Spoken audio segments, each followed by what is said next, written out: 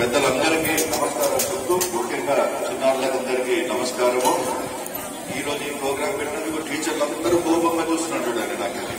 ఈరోజు correct disturb చేసి నేనేదో బుక్ తీయడానికి వచ్చినాడు, మా సిలబస్ అంతా ఎంగిల్ పడుతుందని చెప్పి చాలా కోపంగా ఉన్నారు. అందరూ దయచేసి మన్నించండి. చిన్న 2 నిమిషాల తర్వాత వెళ్ళిపోతాం మేము. మరి నాకు కూడా 3 అమ్మాయిలు. ఫస్ట్ అమ్మాయి ఇంటర్ లో ఉంది, 2 ట్విన్స్. మరి సెకండ్ లో వాళ్ళిద్దరూ 8వ తరగతిలో ఉన్నారు. వాళ్ళ కాడ సెల్ ఫోన్లు లేదు.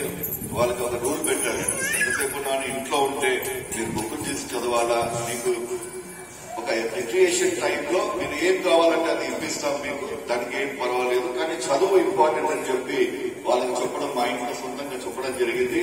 మరి ఈ బుక్కులన్నీ చూసుకునేది, ఈ పెన్ను చూసుకునేది నేను తీసుకుని వచ్చి ఇచ్చినది కాదు.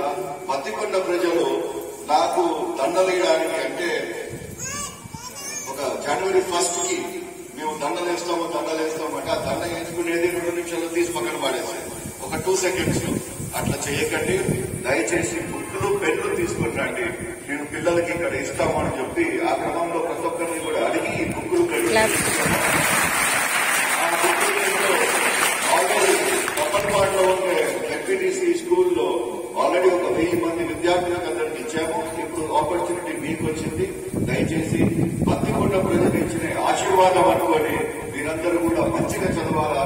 సార్ ఇందాక ఎంఈఓ గారు చెప్పినట్లుగా ఉత్త 10th దాకా అయిపోయింది, మేము 10th చదివినాం, మాకు సర్టిఫికెట్ వచ్చింది, మన చాలు అనే రకంలో లేకుండా చాలా ఇంకా ఉన్నత విద్య మాకు కావాలని చెప్పి మీరు పోరాడితే మీకోసం మేము పోరాడి ఈ ఫెసిలిటీస్ ఇంకా మంచిగా పాలిటెక్నిక్ కాలేజ్ ఒకటి తీసుకొస్తున్నాం, డిగ్రీ కాలేజ్ ఒకటి తీసుకొస్తున్నాం. అన్ని మేము మా పేరు కోసం కాదు, మా పత్తికొండ పిల్లలు మంచిగా చదవాలా, ఎడ్యుకేషన్ లో ముందర ఉండాలని చెప్పి ఒక ఆశ.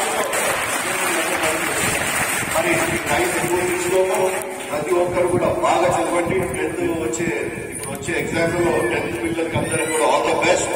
వేరే పిల్లలందరూ కూడా చాలా బ్రహ్మాండంగా చదవాలా, మన పత్తికొండ పేరు నిలబెట్టాలని ఒక ఆశతో మీ అందరినీ అడుగుతున్నాను. మరి మీకు ఎలాంటి ఏదైనా కానీ దయచేసి మీ తల్లిదండ్రులు చెప్పండి.